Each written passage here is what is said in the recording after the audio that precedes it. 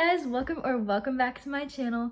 For today's video, I am going to be ranking all of Taylor Swift's track 5s. Now, in case you don't know, track 5s are kind of special. Originally, it wasn't intentional. As the fans caught on and as she kind of realized she was doing it, she started this thing where track 5 of every album is kind of like the saddest song, I guess.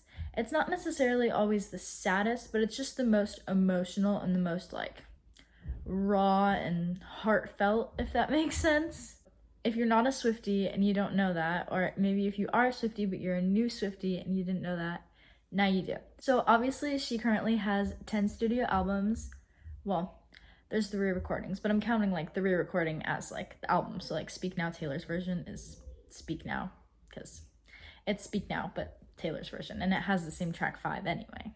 But yeah, so I'm gonna start with number 10 and make my way up to number 1, with 10 being my least favorite and 1 being my favorite. And yeah, let's get into the video.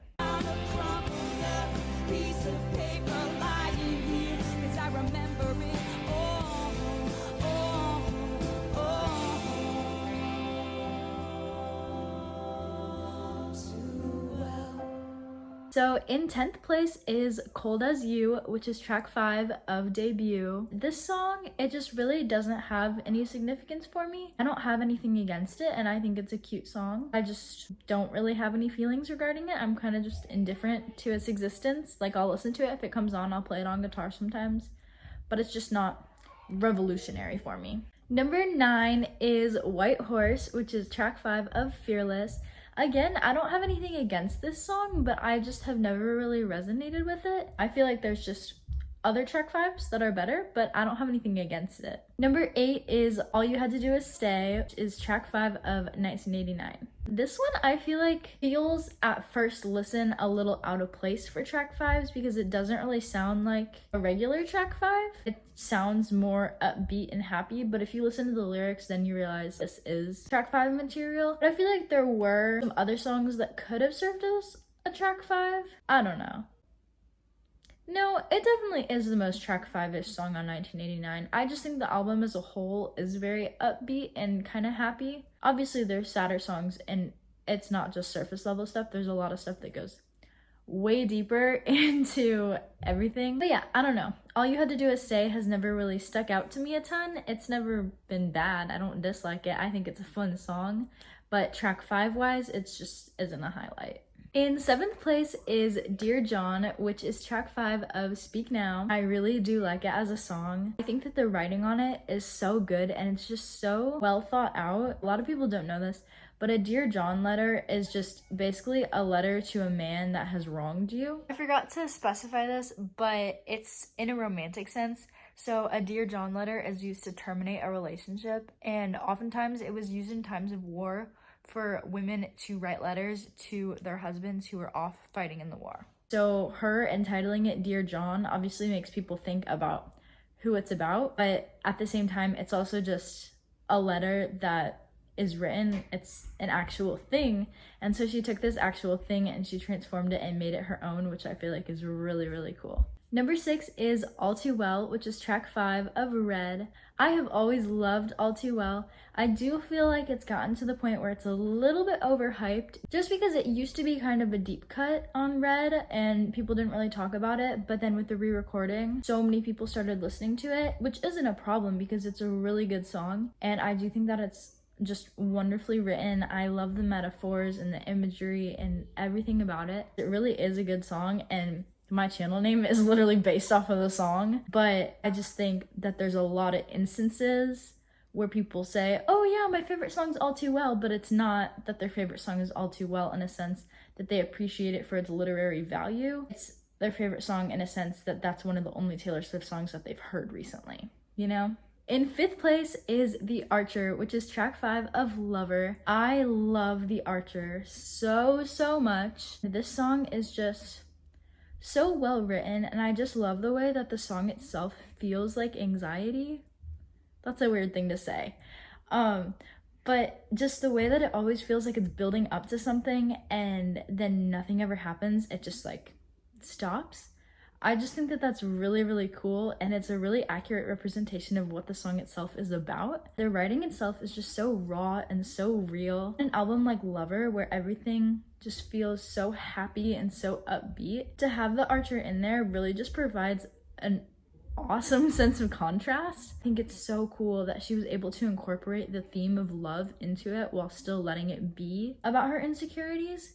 It's almost like anti-hero, but like loverified. I don't know, I just really love that about it. Number 4 is Tolerate It, which is track 5 of Evermore. I love Tolerate It so much, and I just think that it's so sad because it's so real in society that you see people in these relationships and you can tell that the person is merely tolerating them, like they don't actually care. And just Tolerate It as a song is just so soul crushing to think about the fact that you can love someone so much and it's possible for them to not care at all and not reciprocate that. It just would hurt, I'd have to imagine, especially if you're putting all this effort in and the person's just either not getting the hint or they're ignoring you. I just think that Tolerate It is a really sad song and it's a really well written song. Number 3 in my ranking is Delicate, which is track 5 of Reputation. So Delicate, once again, is a song that I feel like doesn't really feel like a regular track 5. It's just more happy, I guess. But compared to the other songs on Reputation, it is pretty much track 5 material. I feel like there's a couple songs that could maybe change. I don't know. But I really love Delicate, and you guys know that my little sister loves Delicate so much. It's her favorite song in the whole entire world. Just that obviously makes me biased towards it because it's special to me, because she's special to me. And so her favorite song is gonna be high on my ranking just because it makes me think of her and I associate her with that song. I also just really like the idea of finding something real and finding someone who, despite all your flaws and despite what they might have heard about you, still cares and is still there for you. And I just think that that's a really beautiful thing to find. And I really love the way that she embodies that in the video, because in case you haven't seen it, in the music video, basically, she gets this like magic slip of paper and it makes her invisible. And she's able to go and dance around all these people and no one sees her, which is representative of how nobody sees the true her. Because on the inside, she's this sweet, silly, fun, loving human. And all anyone sees is her reputation of this uptight, fancy girl going to award shows and all that stuff. But she's able to be herself, and no one sees the true her until she goes into this bar and she smiles into the crowd because she finds someone and she realizes that they are the person that actually sees her for who she is. And I just think it's so well written, and it's such a good idea to explore and a good idea to put out into the world and to let people know, hey, find somebody who makes you feel like this. I just think it's a really good track 5. In second place is My Tears Ricochet, which is track 5 of Folklore. I love this song so much. I love that it's almost an allegory for her masters getting sold. The way she describes of basically this person killing her and then showing up to the funeral.